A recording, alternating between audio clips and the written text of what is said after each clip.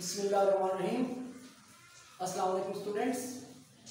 आज हमने जिस टॉपिक पे डिस्कस करना है वो है फंक्शन ऑफ किडनी और फंक्शन ऑफ नेफ्रॉन।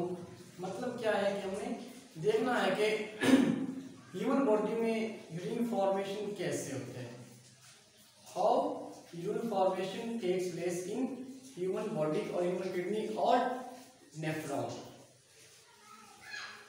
जो यूरिन फॉर्मेशन में स्टेप इन्वॉल्व होते हैं वो बेसिकली 3 स्टेप्स हैं। कौन कौन से हैं? सबसे पहले प्रेशर फिल्ट्रेशन है, उसके बाद सिलेक्टिव रिएब्जॉर्प्शन है और उसके बाद थर्ड स्टेप है वो है ट्यूबुलर सेक्रेशन।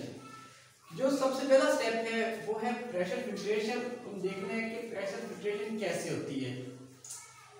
रीनल आर्टरी के जरिए यानी कि एफरेंट आर्टरी के जरिए किडनी के अंदर ब्लड एंटर होता है और फिर जो आर्टरीज होती हैं वो काफ़ी सारी आर्टरीओल्स के अंदर कन्वर्ट होती हैं। वो जो आर्टरीज होती हैं फिर वो जाके ग्लोमेरुलस जो कि ब्लड कैपिलरीज हैं, एक नेटवर्क है कैपिलरीज का, उसके अंदर ब्लड जाता है और वहाँ से क्या होता है कि ब्लड का प्रेशर वहाँ पे बहुत ज़्यादा हाई होता है और क्या होता है कि इस हाई ब्लड प्रेशर की वजह से जो ब्लड के अंदर वाटर है, साल्ट है, ग्लूकोज है और यूरिया, इन जैसे जो स्मॉल स्मॉल मॉलिक्यूल्स होते हैं वो ग्लोमेरुलर कैपिलरीज से फोर्स आउट होके कहाँ पे आया, फोर्स आउट होते हैं और वुमेन्स कैप्सूल से निकल कर एक फिल्ट्रेट में कन्वर्ट होते हैं जिसको कहते हैं ग्लोमेरुलर फिल्ट्रेट। इसमें एक बात याद रखें, जो प्रोटीन्स हैं और ब्लड सेल्स हैं वो ग्लोमेरुलर कैपिलरीज से बाहर फिल्टर नहीं हो पाते क्योंकि इनका रिलेटिवली लार्ज साइज है as compare to the pores which are present in glomerular capillaries.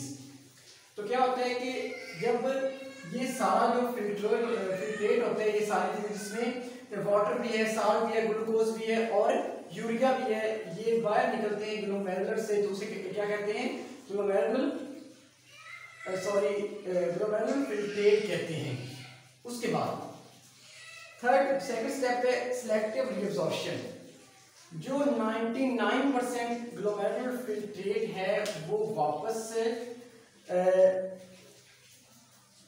Glomerular capillaries से बाहर, मतलब कि जो वुमेन्स कैप्सूल के अंदर कैपिलरीज हैं उनसे क्या होता है वापस ब्लड स्ट्रीम में आ जाता है through 3 processes which are diffusion, osmosis and active transport.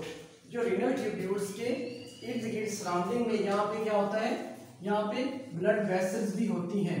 तो इनके जरिए क्या होती है, इनके ऊपर ब्लड वेसल्स होती है, सारी हम लोग की ब्लड वेसल्स हैं, इनमें वो वापस 99% जो ग्लोमेरुलर फिल्ट्रेट है वापस रिएब्जॉर्ब हो जाता है। वो कैसे होता है? वो रीनल ट्यूब्यूल्स के से वापस से रिएब्जॉर्ब होता है ब्लड कैपिलरीज के अंदर। वो कैसे होता है वो अभी मैं आपको बताता हूँ कैसे होता है। सबसे पहले क्या होता है कि यहाँ पे प्रोक्सिमल कन्वोल्यूटेड ट्यूब्यूल्स हैं, यहाँ से कौन सी चीज रिएब्जॉर्ब होती है वापस ब्लड स्ट्रीम के अंदर। उसमें कुछ वाटर होता है और मेजॉरिटी होती है ग्लूकोज की। वो क्या करते हैं कि वो वापस इस जो है ये पार्ट जब प्रोक्सिमल कन्वोल्यूटेड ट्यूब्यूल नेफ्रॉन का, यहाँ से वापस रिएब्जॉर्ब हो जाती है ब्लड कैपिलरीज के अंदर। इसमें जो साल्ट है वो एक्टिव ट्रांसपोर्ट के जरिए वापस रिएब्जॉर्ब होता है और उस ऑस्मोसिस के जरिए जो वाटर है वो भी साल्ट के पीछे पीछे रिएब्जॉर्ब हो जाता है। फिर जो ये डिसेंडिंग लूप है, लूप ऑफ हेनले का डिसेंडिंग लूप ऑफ हेनले, जो नीचे आ रहा है लूप, उससे कौन सी चीज रिएब्जॉर्ब होती है? इससे मेजॉरिटी जो है वाटर की ये रिएब्जॉर्प्शन होती है। आगे जाके वाटर की दोबारा रिएब्जॉर्प्शन कहाँ पे होती है? डिसेंडिंग लूप ऑफ हेनले से। आगे हमारे पास स्ट्रक्चर आता है वो है ascending loop of Henle. Ascending loop of Henle है वो क्या करता है, ये रिएब्जॉर्प्शन, ये अलाउ करता है रिएब्जॉर्प्शन ऑफ साल्ट की। इससे जो है वो साल्ट बाय ब्लड स्ट्रीम के अंदर क्या होता है, रिएब्जॉर्ब हो जाता है। उसके बाद जो दूसरा आता है वो क्या है, डिस्टल कन्वोल्यूटेड ट्यूब्यूल्स। इससे भी क्या होता है कि ज्यादातर वाटर और साल्ट रीअब्सॉर्ब होता है और डिफरेंट आयंस भी। आगे थर्ड स्टेप है वो है इसका, फर्स्ट था प्रेशर फिल्ट्रेशन, सेकंड था सिलेक्टिव रीअब्सॉर्प्शन। ये दोनों हमने पढ़ लिए और इससे क्या काम होता है वो भी हमने देख लिया। नेक्स्ट है ट्यूबुलर सेक्रेशन, कि जो ये रीनल ट्यूब्यूल्स हैं इनके अंदर किस किस चीज की सेक्रेशन होनी है, वो क्या चीज है, इसमें डिफरेंट आयंस, क्रिएटिनाइंस और यूरिया, ये ब्लड स्ट्रीम से रीनल ट्यूब्यूल्स के अंदर इनकी सेक्रेशन होती है।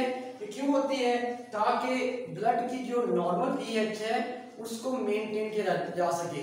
जो ब्लड की नॉर्मल पीएच है वो कितनी है, 7.35 टू 7.45, ये है नॉर्मल पीएच किसकी, हमारे ब्लड की। ये नॉर्मल पीएच है, इसको देखा जाता है।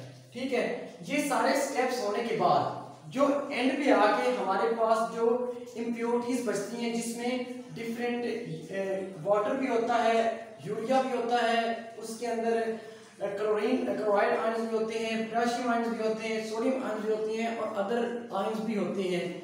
जो ये हमारे पास बचता है वो हमारा यूरिन होता है। फिर जाके क्या होता है कि कलेक्टिंग डक्ट से आगे यूरेटर तक, यूरेटर तक जाता है, यूरेटर से आगे यूरेटर ब्लड यूरिन को लेके जाता है हमारे ब्लैडर की तरफ, जहाँ पे टेम्परेरी हमारा जो यूरिन है वो स्टोर होता है। उसके बाद जब हमें इसकी हाजत महसूस होती है यूरिन को एक्सक्रीट आउट करने से बॉडी से, तो वो यूरिथ्रा के जरिए हम बाहर सेक्रीट आउट कर देते हैं। ये था हमारा यूरिन फॉर्मेशन कैसे होता है। उसके बाद जो केमिकल कंपोजिशन है हमारे यूरिन की वो क्या है। जो वाटर है, जो यूरिन के अंदर वाटर है वो होता है 95%, सबसे ज्यादा हमारी यूरिन के अंदर वाटर होता है। उसके बाद यूरिया होता है। पर लीटर जो होता है हमारे ब्लड में सॉरी यूरिन में, जो अगर 1 लीटर हमारे पास यूरिन है हमारा, तो उसके अंदर 9.3 ग्राम हमारे पास यूरिया होगा और उसी के अंदर क्लोरीन आयन जो होते हैं, क्लोराइड आयन होते हैं वो 1.87 ग्राम होते हैं और जो पोटेशियम आयन है वो 0.750 ग्राम होते हैं और जो होते हैं हमारे पास सोडियम आयन वो होते हैं 1.17 ग्राम। जो ये हमारे पास हम प्रेशर फिल्ट्रेशन के जरिए जो ग्लोबल फिल्ट्रेट हमें हमारे पास आता है, उसमें से जो ओरिजिनल वॉल्यूम होता है यूरिन का वो कितना होता है 1%, क्योंकि 99% रीअब्सॉर्ब हो गया उसमें से जो भी हमारे पास फिल्ट्रेट आया था। तो उसके अंदर एक जो नॉर्मल पर्सन है, उसके बाद नॉर्मल पर्सन है, हेल्थी पर्सन है, एडल्ट है, वो एक दिन में 1.4 लीटर यूरिन उसके किडनी में प्रोड्यूस होता है और एक्सक्रीट होता है। उम्मीद है कि आपको आज के लेक्चर की समझ आई होगी। Thanks for watching and don't forget to subscribe my channel. अल्लाह हाफिज़।